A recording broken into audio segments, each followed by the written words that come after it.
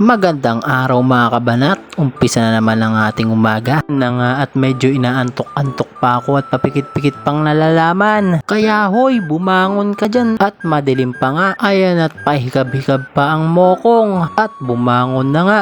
Eto mga kabanat, nagpe-prepare na tayo. Pokpok dito, pokpok doon. At eto nga ang aming mga bagong disenyo ng aming tsinelas pambahay. Wow! Yan at mamungay-mungay pa nga ang aking mata. Hoy, kumilos ka. Ang kaso, nagka-aberya. Yan na nga ang sakit ng ulo. Nagsimula na. Pumusok kasi to mga kabanat. Kaya inagapan ko lang. Yan na nga at ini-spot na ni kuya ang sira. Kaya pinatira ko na kaagad. Kasi ito ang ginagamit ko sa araw-araw. Kaya dapat nating alagaan mga kabanat.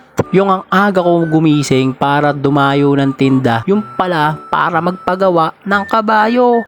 Paalam muna mga kabanat para akong nilagnat sa sira ng motor ko. Oh my God!